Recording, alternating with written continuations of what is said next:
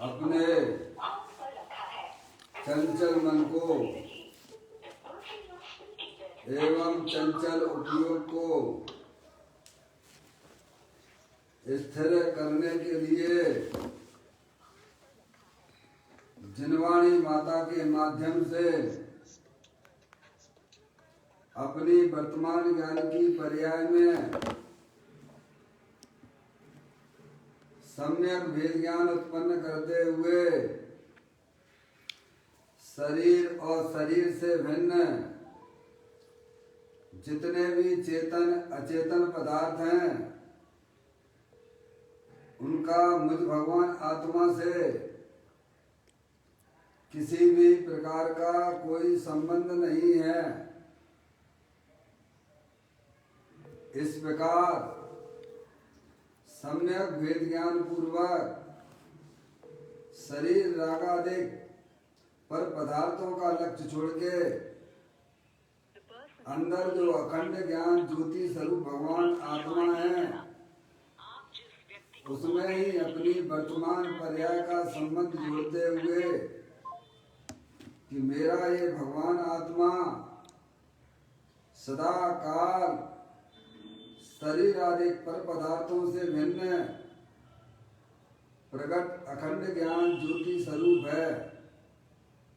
ऐसा अपने आप को जानो और ऐसा ही अनुभव करो कि मैं वर्तमान में ही शरीर आदि पर पदार्थों से भिन्न प्रकट अखंड ज्ञान ज्योति स्वरूप भगवान आत्मा हूँ।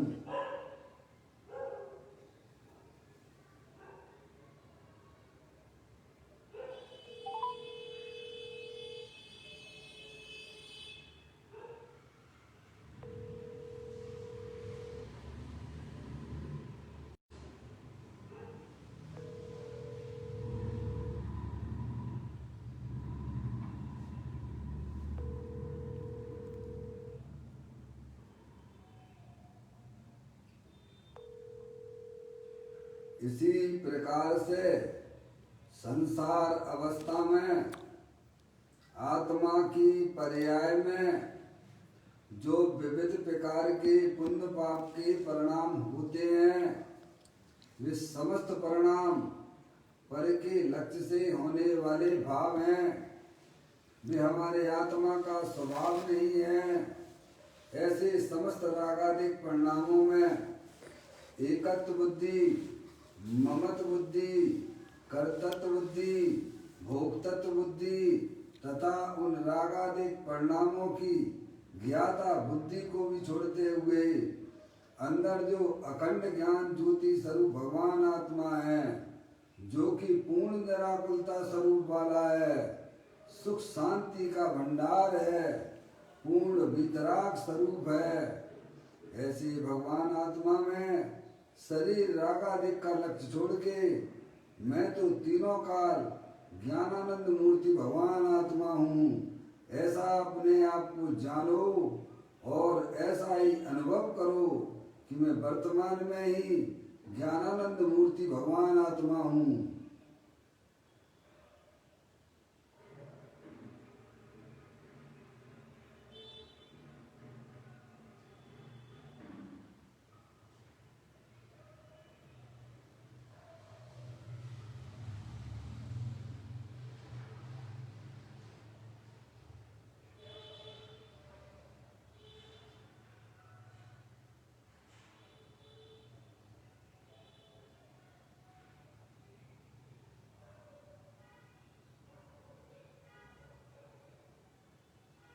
इसी प्रकार से संसार अवस्था में आत्मा की पर्याय में जो पर के लक्ष्य से होने वाला ज्ञान है वह परलक्षी ज्ञान भी हमारे आत्मा का स्वभाव नहीं है, वह तो इंद्रिय जनित ज्ञान है। ऐसे समस्त परलक्षी ज्ञान में भी एकत्व बुद्धि, ममत्व बुद्धि, कर्तृत्व बुद्धि, भोक्तृत्व बुद्धि तथा उस परलक्षी ज्ञान की ज्ञाता बुद्धि को भी छोड़ते हुए अंदर जो अखंड ज्ञान ज्योति स्वरूप भगवान आत्मा है उसमें ही अपनापन स्थापित करते हुए शरीर रागादिक और परलक्षी ज्ञान की पर्याय से विभिन्न मैं तो तीनों काल एकमात्र अखंड ज्ञान ज्योति स्वरूप भगवान आत्मा हूँ। ऐसा अपने आप को जानो और ऐसा ही अनुभव करो कि मैं तो एकमात्र अखंड ज्ञान ज्योति स्वरूप भगवान आत्मा ही हूँ।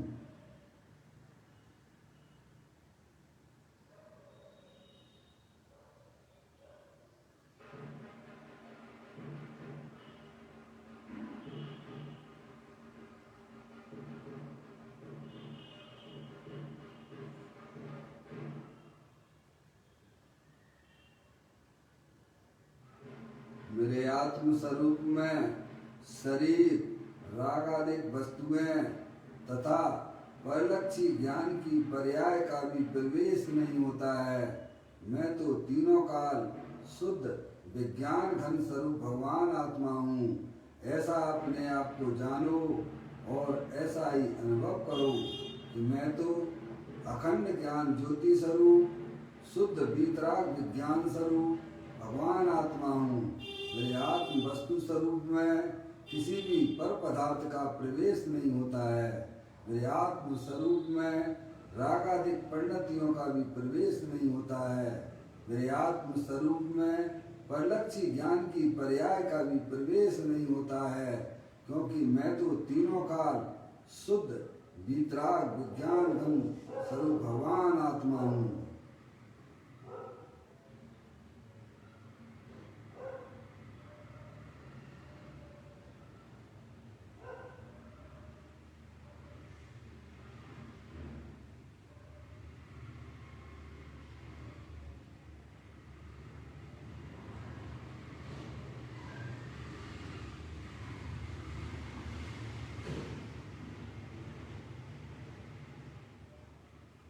द्रव कर्म भाव कर्म नौ कर्म रहे शुद्धात्म स्वरूपो मेरा ये भगवान आत्मा वर्तमान में ही ज्ञान वर्णादि 8 कर्म शरीर आदि 9 कर्म मोर आदेश भाव कर्म इन तीनों कर्मों से रहे मैं तो परम पवित्र शुद्धात्मा हूँ। ऐसा अपने आप को जानो और ऐसा ही अनुभव करो कि मैं तो एकमात्र परम पवित्र शुद्धात्मा ही हूँ।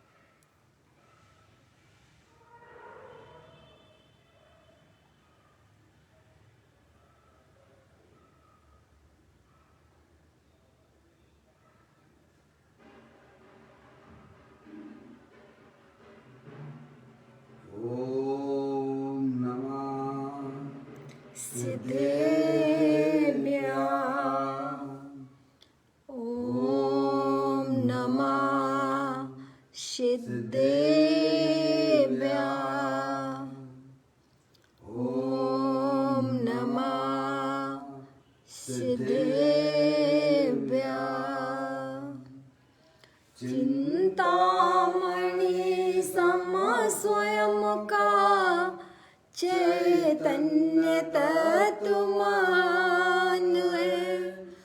निज का करूं मैं चिंतवन, निज का करूं श्रद्धानु में।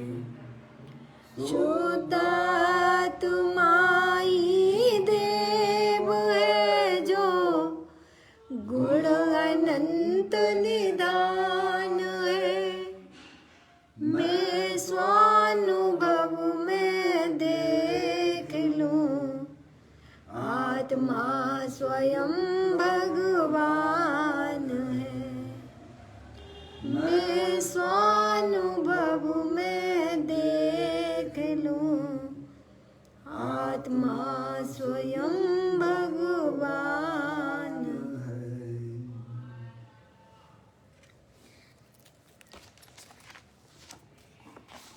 द्रव दृष्टि जनेश्वर और पर्याय दृष्टि जनेश्वर की चर्चा महान ग्रंथ के माध्यम से हम और आप यहाँ इसका स्वाध्याय कर रहे हैं। पुस्तक को आप लोग निकाल लीजिएगा। आज का बोल है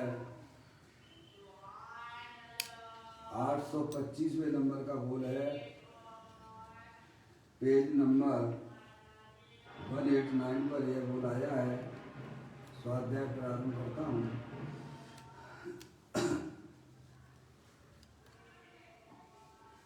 भाई तू बिल्कुल निवृत्त पदार्थ है, रिक्त है, विकार एवं पुण्य पाप से रहित है, ज्ञान और आनंद से परिपूर्ण है। तू विकार करे तो पर्याय में दिखाई देता है, वस्तु में तो विकार है ही कहाँ। बहुत ही सुंदर बात है। अपने आत्मा की स्वरूप की बात है, अपनी बात है। अनादि काल हो गया, अनंत काल निकल चुका है। कभी भी हमने अपने आत्मा का ज्ञान नहीं किया और आत्मा के ज्ञान के बिना हमारी पर्याय में उसका श्रद्धान भी नहीं है। इसीलिए आचार्य भगवंत हमको समझाते हैं कि चैतन्य वस्तु कैसी है, तो कहते हैं कि निवृत्त पदार्थ है। कैसा है चैतन्य वस्तु? निवृत्त पदार्थ। निवृत्त है, पर द्रव्य से खाली है। समझ आप, निवृत्त स्वरूपी भगवान आत्मा है। समझ नहीं आप? और हमने कितना प्रवृत्ति रूप में अपने आप को जाना है, माना है। अपनी जो चैतन्य वस्तु है वह तीनों काल निवृत्त स्वरूप है। समझ नहीं आप? छह द्रव्य ऐसे ही हैं, निवृत्त स्वरूप है, आत्मी वस्तु नहीं। जगत में जीव द्रव, उद्गल द्रव, धर्म द्रव, अधर्म द्रव, आकाश द्रव और काल द्रव, इसके अलावा तो कुछ जगत में ही नहीं भैया। समझ नहीं आप? जो भी कुछ दिखाई देता है वह वास्तव में वह वस्तु का स्वरूप नहीं है। समझ नहीं आप? तो कहते हैं भाई तुम बिल्कुल निवृत्त पदार्थ है। बिल्कुल शब्द का उपयोग किया, समझ गया, जिसमें परद्रव्यों का बिल्कुल भी प्रवेश नहीं होता है। ऐसी चैतन्य वस्तु तीनों काल विद्यमान वस्तु है। हम निवृत्ति के लिए कहाँ कहाँ भागा करते हैं भाई साहब, लेकिन वो तो अपने आत्मा में ही पड़ी हुई है। वस्तु को स्वीकार करते नहीं है और निवृत्ति के लिए कहाँ कहाँ भागा करते हैं। चलो भाई साहब सम्मेद शिखर जी चले, चलो भाई साहब का समय क्षेत्र में चले। लेकिन भगवान कहती है कि तू तो अनादि काल, अनादि से अनंत काल निवृत्त स्वरूपी वाला है। समझने अपने आत्मा का आश्रय लोगे तो पर्याय में निवृत्ति हो जाएगी। भाई साहब निवृत्ति किसको चाहिए? द्रव्य स्वभाव को चाहिए कि पर्याय को चाहिए? किसको चाहिए निवृत्ति भाई साहब? पर्याय स्वभाव। तो पर्याय को निवृत्ति चाहिए तो द्रव्य स्वभाव के पास जाओगे वहाँ मिलेगी कि क्षेत्रों पे मिलेगी? जिसके पास है उसके पास जाएंगे तो भाई साहब निवृत्त स्वरूप किसको चाहिए निवृत्ति भाई साहब? परिणाम को चाहिए, पर्याय को चाहिए। और उस निवृत्ति के लिए हमारा आत्मा कहाँ कहाँ भटकता है। जैसे सुखी होने के लिए पंच इंद्रिय के विषयों की तरफ लिया है, वैसे धर्म के नाम पर निवृत्ति के लिए भाई साहब क्षेत्र पर भटकता रहता है। समझ में आया?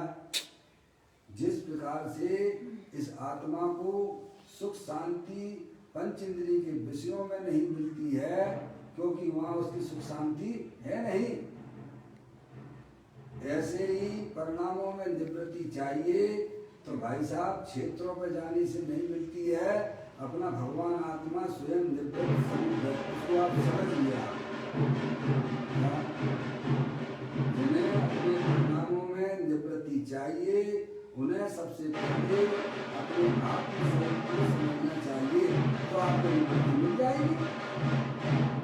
लेकिन हम उस आत्म स्वरूप को समझना ही नहीं चाहते हो, नहीं समझना चाहते तो मत समझिए।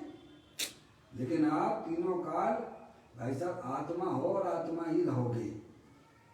आप समझ लोगे तो अभी वर्तमान में ही आपकी पर्याय में भाई साहब हैं निवृत्ति आ जाएगी। किसको चाहिए निवृत्ति? पर्याय निवृत्ति के लिए हम क्या उपाय करते हैं? जहाँ प्रवृत्ति है वहाँ दौड़ लगा रहे हैं। बताइए, आप सोचिए। आप निवृत्ति स्वरूप हम जो क्षेत्रों भगवान पे भी जाते हैं, काय के लिए जाते हो सब भाई साहब? सुखी होएगी का हैं? अब क्या करें, गोरख धंधे में फंसे रहते हैं भाई साहब, है नहीं? तो अब जो क्षेत्र पे गए, अच्छी बात है, बढ़िया बात है, कोई बुरी बात नहीं है। पाप के कार्यों को छोड़ के कैसे में, लेकिन वह करते क्या? कितना अपने भगवान आत्मा का अवलंबन आश्रय लेते हो आप। निवृत्ति आत्म स्वभाव को आश्रय लेने से होती है ना प्रभु। कोई क्षेत्र पे भाई क्षेत्रों पे हमारी निवृत्ति है क्या? इन बातों को हमें सोचना कि नहीं सोचना? सोचना। जैसे सुखी होने के लिए हम भाई साहब स्पर्श इंद्री, रसना इंद्री, घ्राण इंद्री, चक्षु इंद्री में अपनी प्रवृत्ति करते हैं, लेकिन वहाँ हमें सुख नहीं मिलता है, क्योंकि वहाँ पे हमारा सुख है नहीं है। समझ गए आप? और जहाँ पर है वहाँ अगर आप जाओगे तो सुख शांति ना मिले, ऐसा तीन काल में संभव नहीं होता है। ऐसे ही अपना भगवान आत्मा, ये होना रहा, ऐसे ही अपना ये भगवान आत्मा है, तीनों काल निवृत्त स्वरूप है। समझ गए आप? आप पर निवृत्ति किसको चाहिए? पर्याय को चाहिए, तो कैसे मिलेगी? अपनी भगवान आत्मा जो तीनों काल निवृत्त स्वरूप है, जिसमें प्रवृत्ति का अंश मात्र भी नहीं है। समझ गए आप? ऐसा ज्ञायक प्रभु परमात्मा तीनों काल विद्वान स्वरूप है, उसके पास अपनी पर्याय को ले जाओगे तो पर्याय में भाई साहब निवृत्ति आपकी आ जाएगी। हैं? आप उपाय तो कीजिएगा, आप थोड़ा तो चलिए तो सही। कहते हैं भाई तू बिल्कुल निवृत्त पदार्थ है, कैसा है? निवृत्त स्वरूप भी है भगवान आत्मा। अगर पर्याय में निवृत्ति चाहिए, पर्याय कोई तो चाहिए, द्रव्य को थोड़ा चाहिए, द्रव्य तो निवृत्त स्वरूप है। तो उसका अवलंबन लोगे, आश्रय लोगे, तो पर्याय में भी भाई साहब निवृत्ति आपकी हो जाएगी। अब इसके लिए आपको कहाँ भागना है? बोलो भाई साहब, कहाँ दौड़ लगाना निवृत्ति के लिए? कहीं दौड़ नहीं लगा। अपने ज्ञाय प्रभु परमात्मा को समझो भाई, तीनों काल निवृत्त पदार्थ है। जब पर्याय में इस प्रकार की समझ सच्ची हो जाती है, तब भाई साहब ज्ञानी जीवों को भाई साहब ऐसा लगता है कहाँ भाग रहे, कहाँ दिमाग खराब कर रहे हो भाई साहब, सब कुछ तो अपने पास नहीं पड़ा हुआ है। क्या लगता है उनको? सब कुछ तो उनको आना जाना, ये करना वो करना कितना कष्टदायक होता है, जिसे अज्ञानी लोग धर्म माने बैठे हुए हैं। ज्ञानियों को तो पुण्य के परिणामों में भी संकट लगता है भाई। तो कहते हैं बिल्कुल निवृत्त पदार्थ है, चैतन्य वस्तु अपनी निवृत्त स्वरूप है। दृष्टि से देखो तो अपना भगवान आत्मा तीनों काल सुख शांति का भंडार है भाई साहब। ऐसे भगवान आत्मा के पास जो पर्याय जाती है, उस पर्याय में भी भाई साहब निवृत्ति पैदा हो जाती है। क्या? अब आगे कहते हैं कि रिक्त है। क्या कहा उन्होंने? रिक्त है। कैसा है वह चैतन्य वस्तु? पहले बताया कि वह वस्तु निवृत्त स्वरूप है, और फिर उन्होंने कहा कि रिक्त है। रिक्त का मतलब ये है कि पर पदार्थ का इसके आत्म वस्तु में प्रवेश नहीं होता, खाली है, पर पदार्थ से खाली है। रिक्त का मतलब क्या है? पर पदार्थ से खाली है, परंतु अपने अनंत गुण। अभी आगे की बात क्या? अभी तो शब्द का भाव ग्रहण कीजिएगा, स्वयं ज्ञानी खोद देते हैं भाई साहब। रिक्त है, किनसे रिक्त है? कहते पर पदार्थों से रिक्त है। पर पदार्थ उसमें बिल्कुल भी नहीं है, सब उनसे खाली है। समझ गए आप? क्या कहा? अपना ही जो चैतन्य वस्तु है वह तीनों काल निवृत्त स्वरूप है। अगर तुम्हें अपनी पर्याय में निवृत्ति चाहिए है भाई साहब। आश्रम में भगने से नहीं मिलेगी, क्षेत्रों में भगने से नहीं मिलेगी, समझ में आया। मंदिरों में प्रवृत्ति करने से भी नहीं मिलेगी। अपने ध्याय प्रभु परमात्मा की जो निवृत्त स्वरूप है उसके पास जाने से मिल जाएगी, एक बात। दूसरी बात, वह चैतन्य वस्तु कैसी है तो कहते रिक्त है। रिक्त का मतलब ये है कि पर पदार्थों से खाली है। कैसी है? कैसी है अपनी चैतन्य वस्तु? जिसमें पर पदार्थों का प्रवेश नहीं होता है, ऐसी निर्विकल्प वस्तु देवल में विराजमान है। समझ में आया वैसा? और हम निरंतर 24 घंटा क्या करते हैं? पर पदार्थों की चाय में दाय में जलते रहते हैं। पर पदार्थों को प्राप्त करने के लिए निरंतर आकुल व्याकुल हो लेते हैं। क्या हो लेते हैं? पूजा में पढ़ते हो नहीं पढ़ते हो? हैं? क्यों भाई? जग में जिसको निज कहता मैं वह छोड़ मुझे चल देता है। मैं आकुल व्याकुल हो लेता, व्याकुल का पल व्याकुलता है। मैं शांत निराकुल चेतन हूँ, यह मुक्ति रमा सहचर मेरी। ये मोह तड़क कर टूट पड़े, प्रभु सार्थक फल पूजा तेरी। क्या हो लेता हूँ? पर पदार्थों की चाय में निरंतर ये आत्मा जला जा रहा है, मरा जा रहा है, इकट्ठे करने में। भगवान कहते हैं तेरे आत्मा में पर पदार्थ का प्रवेश नहीं होता है, तू अपनी चाय को तज दे। झूठी है चाय। मनुष्य पर्याय में भी भाई साहब ऐसे अच्छे कार्य नहीं करोगे तो कहाँ करोगे? तेरे गति में तो अकल ही नहीं थी, ज्ञान ही नहीं था। माँ जलवाणी माता का समागम भी नहीं मिला भाई साहब, तुम्हें मिला भी तो कैसा में है? करता भोता की बुद्धि से मरे जा रहे हो आप। निरंतर पर पदार्थों को प्राप्त करने के लिए हमारा मन लालायित रहता है। ज्ञानी कहते हैं पर पदार्थ से तेरा आत्मा रिक्त है। कैसा है? खाली है। कितने भी झूठ मायाचारी के प्रणाम करो, पर किनके लिए कर रहे हो? क्या पर वस्तु हमारे आत्मा के अंदर प्रवेश करेगी क्या? पर हम सोचते ही नहीं। इसीलिए तो ज्ञानी कहते हैं भाई साहब, पुण्य करना हो तो करो, पाप करना हो तो करो, पर आत्मा का पहले सच्चा ज्ञान कर लो कि आत्मा कुछ कर सकता है कि नहीं कर सकता है। निरंतर 24 घंटा देखो आप सब संसारी जीवों को एक ही पर पदार्थों की चाय में निरंतर मरा जा रहा है। क्या मरा जा रहा है? तो कैसे परिणाम हो? वैसा आत्मा की स्वरूप को समझे बिना किसी को शांति मिल सकती है क्या? नहीं। आप सच्चा ज्ञान कीजिए कि पर पदार्थ का मेरे आत्मा में प्रवेश नहीं होता है। ऐसी मेरा आत्मा भगवान आत्मा भाई साहब पर पदार्थों से रिक्त है। आपकी तो एक शक्ति भी है आत्मा में, समझ में आया भैया? त्याग उपादान शून्यत्व शक्ति बोलो है कि नहीं है? आचार्य अमृतचंद देव ने 47 शक्तियों के अंतर्गत त्याग उपादान शून्य, समझ रहे आप? 16वें नंबर की शक्ति बताई है, त्याग उपादान शून्यत्व शक्ति। बोलो है कि नहीं है?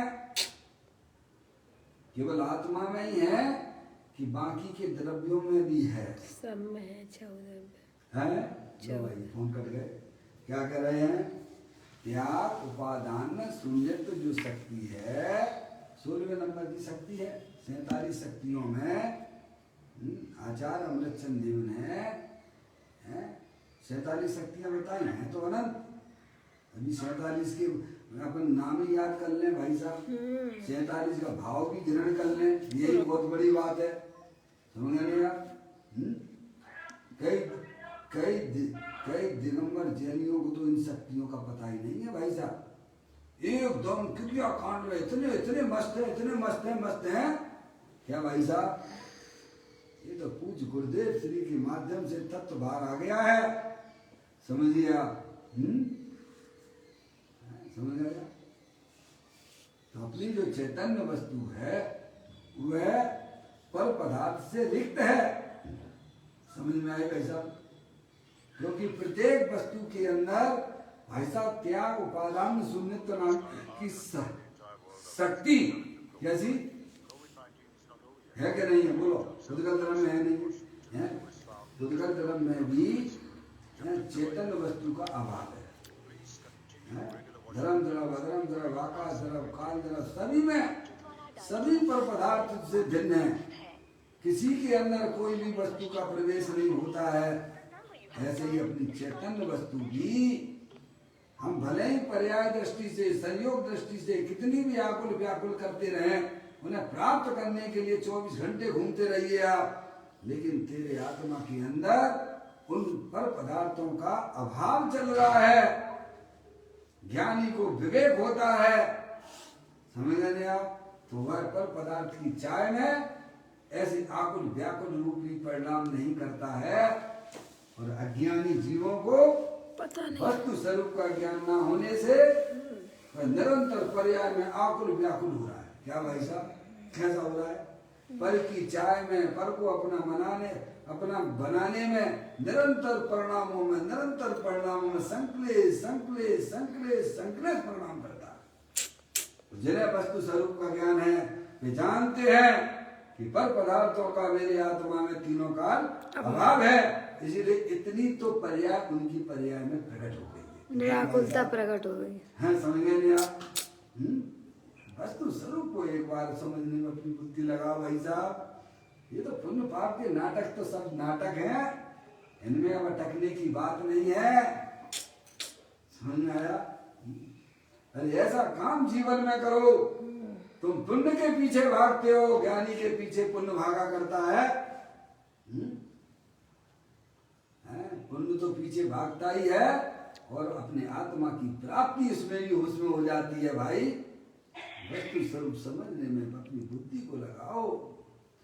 कहते हैं कि वह चैतन्य वस्तु है, पहले क्या कहा उन्होंने भाई साहब? निवृत्त स्वरूप है, बिल्कुल निवृत्त है। और फिर कहते हैं रिक्त है, यानी पर पदार्थों से बिल्कुल खाली है, बिल्कुल खाली है। अभी आप तो शब्दों का भाव सुन लिया, समझ गए आप? फिर कहते हैं कि विकार एवं पुण्य पाप से रहित है। कैसी है चैतन्य वस्तु? है भाई साहब?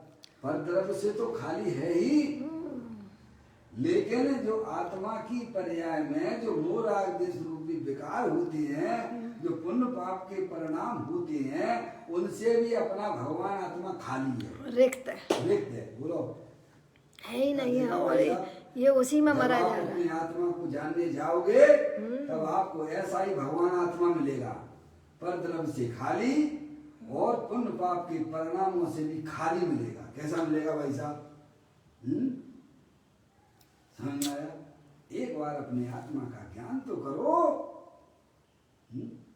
कैसी है मेरी चैतन्य वस्तु? कि पर द्रव्य से खाली है और पुण्य पाप के परिणाम जो विकार रूप परिणाम जो संसार अवस्था में होते हैं, उनसे भी मेरी चैतन्य वस्तु खाली है, रिक्त है। तो भाई साहब काय से भरी भई है ये बताओ? ज्ञान तुम अपना स्वरूप देख तो जरा, दृढ़ ज्ञान सुख वीर का भंडार है भरा। भाई साहब क्या कह दिया? ज्ञान और सुख और वीर से भरा हुआ है। तो कह रहे अपने ज्ञान दर्शन आदि अनंत गुणों से भरपूर भगवान आत्मा है, सुख शांति का भंडार है। ये जीव तुम अपना स्वरूप देख तो जरा, दृढ़ ज्ञान सुख वीर का भंडार है भरा। एक बार तू अपनी नजर वहां पर डाल तो तेरी पर्याय में सुख शांति की प्राप्ति होती है। भाई ये तुम्हें धर्म क्यों नहीं लगता है भाई साहब? तुम्हें मंदिरों में धर्म क्यों लगता है? क्षेत्रों पे धर्म क्यों लगता है? क्योंकि तुमने कल्पना कर रखी है कि जब तक हम भगवान को नमस्कार नहीं करेंगे तब तक हमारा भाई साहब दिन बेकार गया। क्या कहा भाई साहब? अरे अपने भगवान को पहचानो भाई। तुम्हें ऐसा क्यों नहीं लगता है जब तक हमारी पर्याय हमारे भगवान आत्मा को न जाने तब तक हमारा दिन बेकार गया? सही बात है। क्या भाई साहब? अरे नास्तिक वे नहीं है जो भगवान को नहीं मानते हैं। नास्तिक वे हैं जो अपने आप को भगवान नहीं मानते हैं। क्या कहा भाई साहब? नास्तिक वे नहीं है जो, नास्तिक वे नहीं है जो भगवान को नहीं मानते हैं। नास्तिक वे हैं जो अपने आप को भगवान नहीं मानते हैं भाई। ऐसी चैतन्य वस्तु, भले ही दिगंबर हो लेकिन अपने आप को भगवान नहीं मानते हो तो तुम नास्तिक हो। भले ही भगवान की खूब पूजा करो, भक्ति करो, तुम नास्तिक हो। समझ में आ गया? अपनी चैतन्य वस्तु की जिसे पर्याय में स्वीकृति नहीं है वो सब नास्तिक हैं। सब नास्तिक हैं। नास्तिक तो नास्तिक हैं ही जो भगवान की पूजा अर्चना करते हैं भाई साहब, वे भी एक प्रकार से नास्तिक हैं, क्योंकि भगवान ने जो आत्मा वस्तु बताई है उस पर तेरी दृष्टि नहीं है। समझ में आया? वो नहीं कर रहा, बस और तो सब कर रहा है। तो कहते हैं वो चैतन्य वस्तु कैसी है? तो कहते सदा काल निवृत्त स्वरूप है और सदा काल पर पदार्थों से रहित है। और इतना ही नहीं, वह सदा काल पुण्य पाप के परिणाम विकारों से भी रिक्त है, खाली है। तो प्रभु ये बताओ तो भली किससे है? तो कहते ज्ञान आनंद आदि से परिपूर्ण है। कैसी है? कैसी है भगवान आत्मा भाई साहब? ज्ञान आनंद। कैसा है अपना भगवान आत्मा? ज्ञान, अपने ज्ञान दर्शन आदि अनंत गुणों का भंडार, सुख शांति का भंडार। समझ में आया भाई साहब? अपनी दृष्टि को पलट के देखिएगा, तेरा भगवान आत्मा तुझे याद कर रहा है भाई साहब।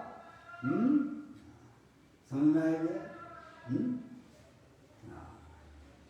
कहते हैं अपना भगवान आत्मा तीनों काल ज्ञान और आनंद से परिपूर्ण है, जिसमें परद्रव, प्रभाव और पर्याय का भी जिसमें प्रवेश नहीं होता है। ऐसी चैतन्य वस्तु सदा काल विद्यमान है। तो उसका अनुभव कर, अपनी पर्याय को वहां ले जा। तो पर्याय में भाई साहब वो जो शक्तियां द्रव्य के अंदर विद्यमान थी, उनका पर्याय में प्रभाव प्रारंभ हो जाता है। पर्याय में सुख चाहिए कि नहीं चाहिए? चाहिए। तो कहाँ जाना? जहाँ सुख है वहां जाओगे, पंच इंद्रिय के विषयों में जाओगे, स्पर्श इंद्रिय की तरफ जाओगे। किन किन को सुख मिला है भाई साहब बता दीजिए।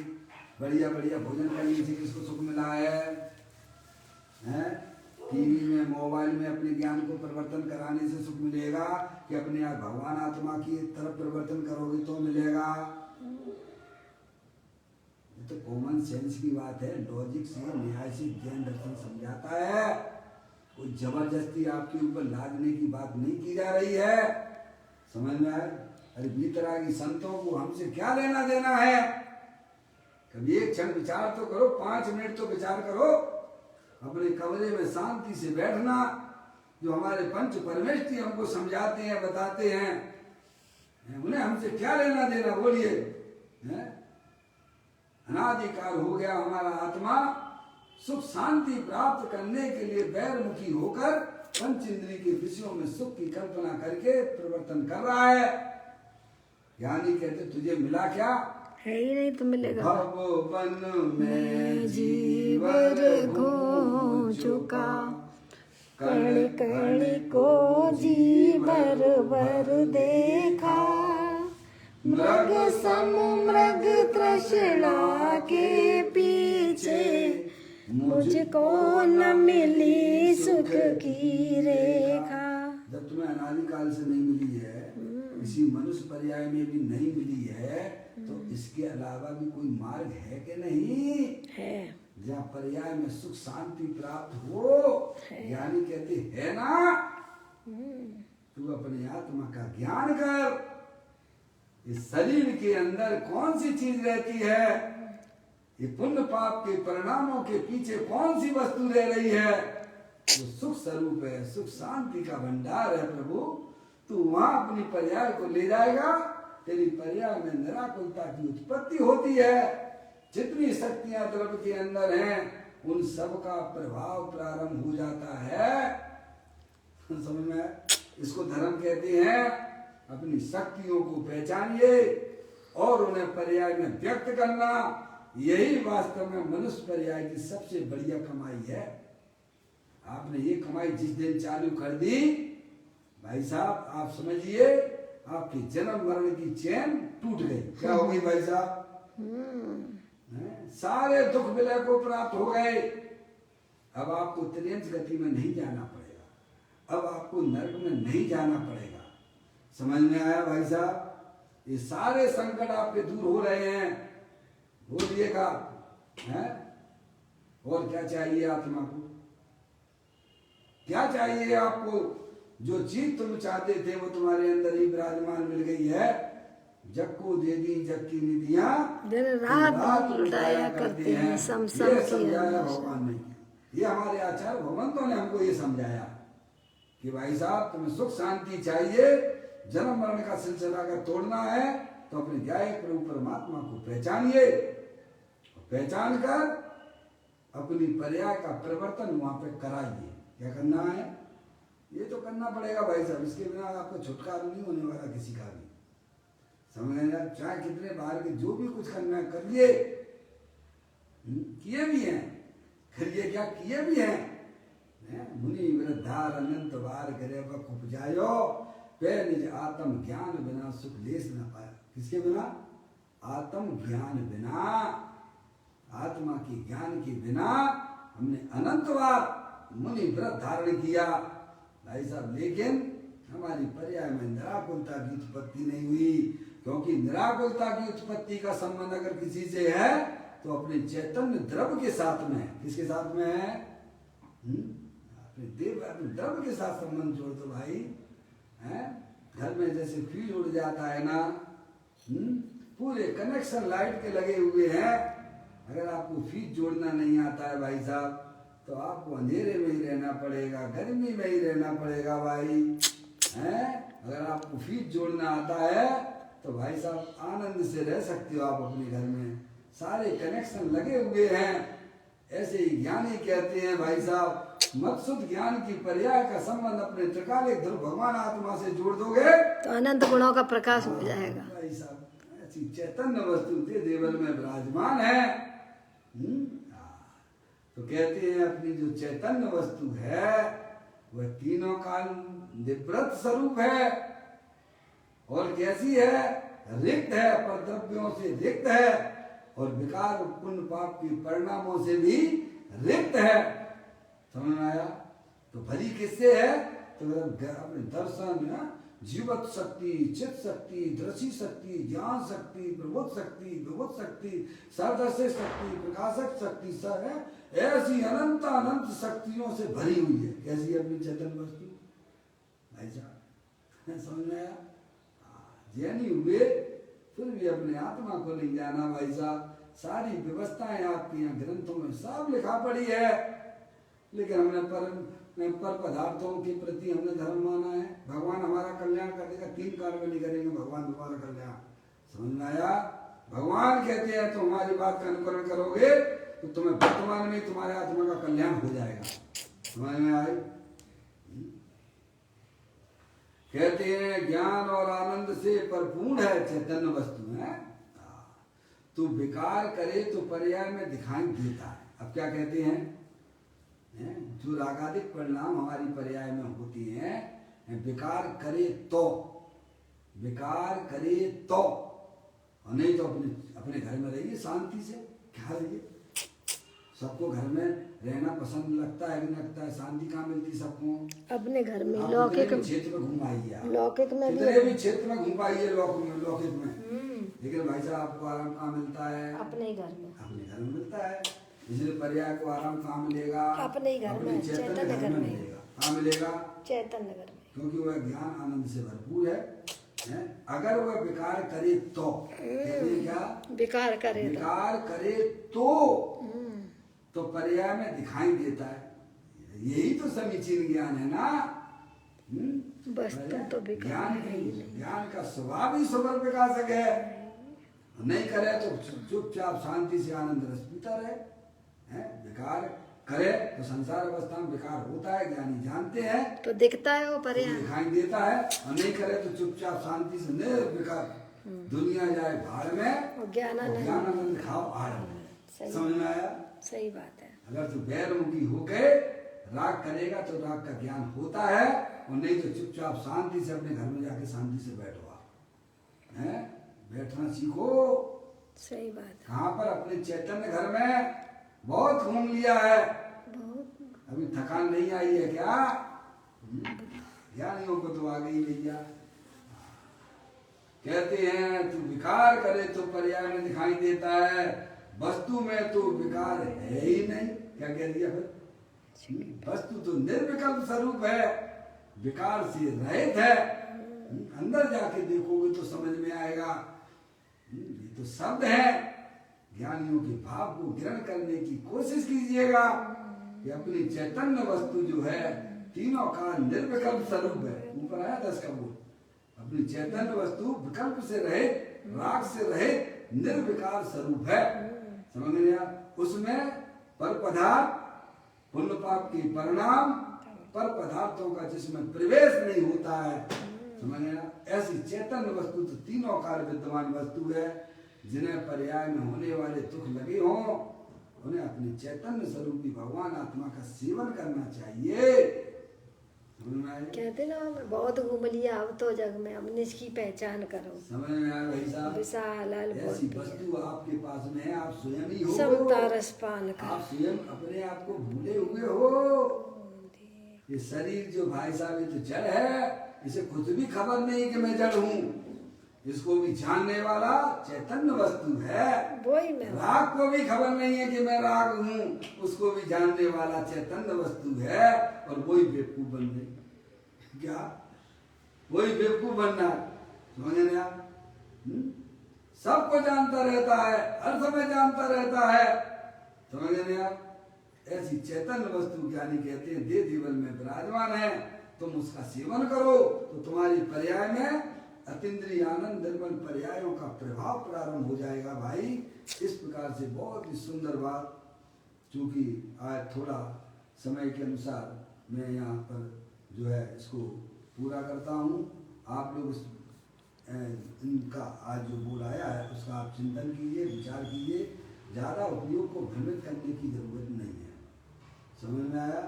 एक बोल ही बहुत है, और आप उसे बारंबार चिंतन का विषय बनाइए। ये सबसे बड़ा स्वाध्याय है। पुस्तक को लेके बैठ जाना, उसका नाम स्वाध्याय नहीं कहा है। जो बात ज्ञानियों ने समझाई है उसको बारंबार चिंतन का विषय हमारा हो, तब फिर अंदर से भाई साहब मार्ग मिलता है। समझ नहीं आप? नहीं तो पेज के पेज पलटते जाइए साहब स्वाध्याय हो गया। ऐसा नहीं है भाई। जो बात यहाँ आई है उसको आप चिंतन कीजिए, विचार कीजिए। जो बात यहाँ समझाई गई है लॉजिक से, न्याय से, तो आपको एक मार्ग अंदर में मिलेगा जो हमारे सुख शांति के लिए जाता है। इस प्रकार से इस बोल को अभी पूरा करते हैं, कल फिर एक नए बोल के साथ में। चैतन्य का स्मरण प्रति क्षण करो रे, बब के अनंत दुख को पल में